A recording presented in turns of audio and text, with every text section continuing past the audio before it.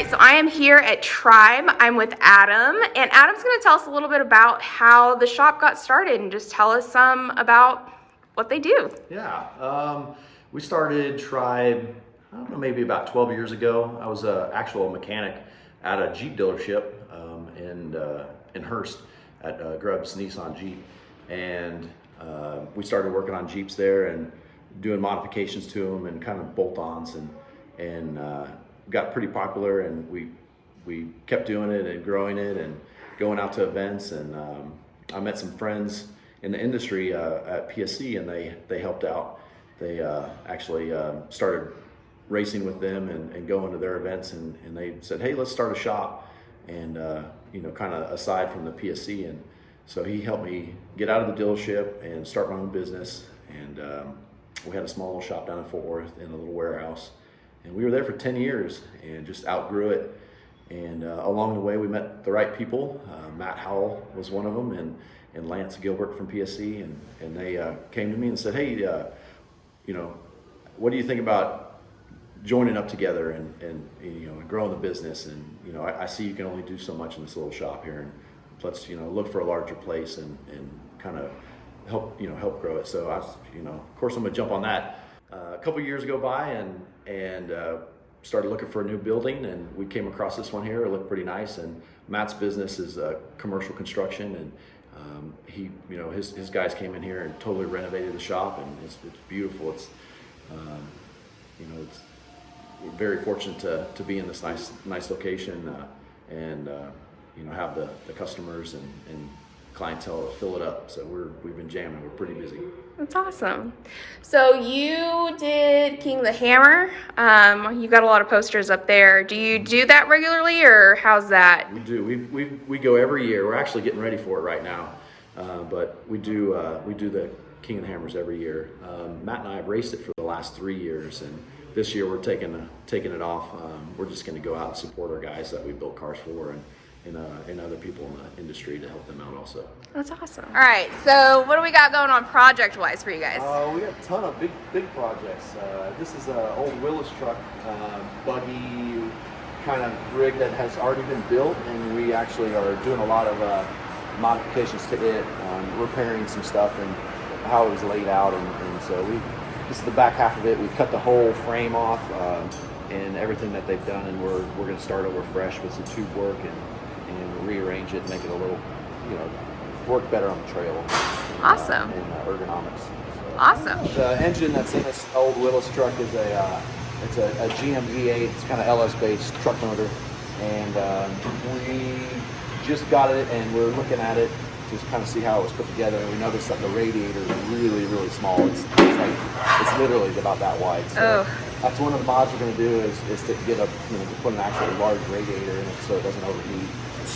We're going to change up some of the shock geometry in the front also, coilovers, and make it a little bit better. I believe he's got some Radflow emulsion shocks, and we're actually going to convert those over to a standard remote reservoir style, and that way it has a little bit better handling characteristics.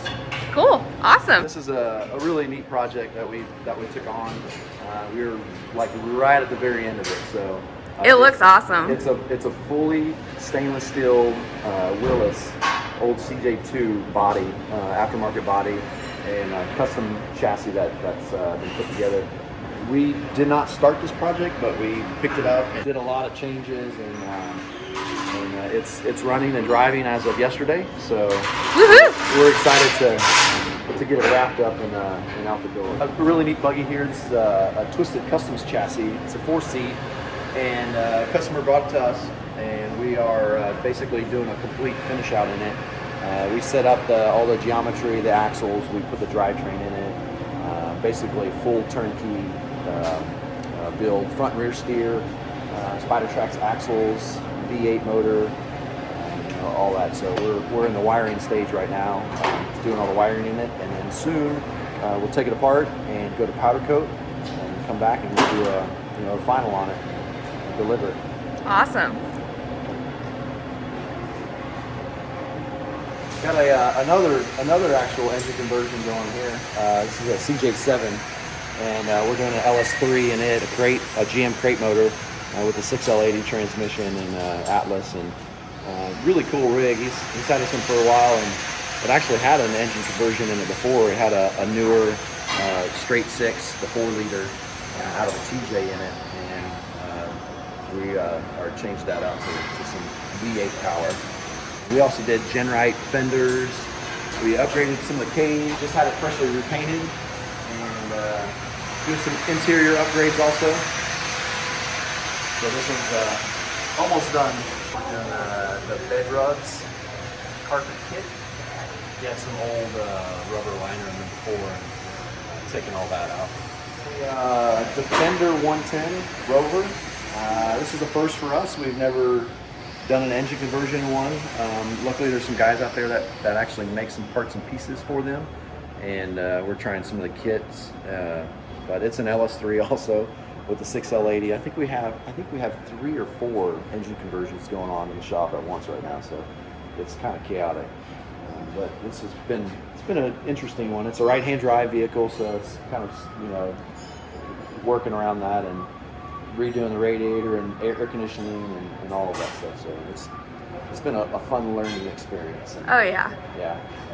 Our guy Andrew that's doing it, he's got bruises on his head Oh no. from beating against the wall.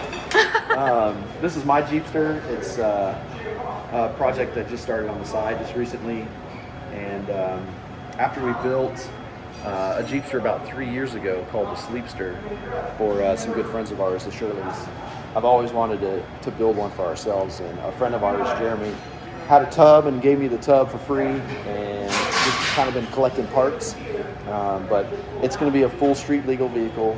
It'll have a steering gearbox and 3-link front, 4-link rear, but like really nice parts in it. Spider Trax axles, all Yukon gears. It's got a V8 in it.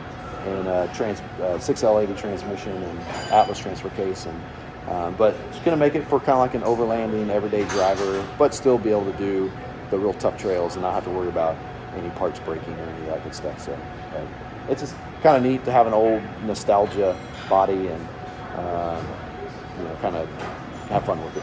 Yeah. We want to thank Tribe for letting us come out and show you guys the shop. We appreciate them taking care of us time and time again, and if you want some work done by them, check out the link down below and let them know that we sent you. If you want to check out King of the Hammers for 2021, you can watch the live stream on their channel. We'll drop that down below as well. Make sure you click like, share, and subscribe, and until next time, just keep on Jeepin'.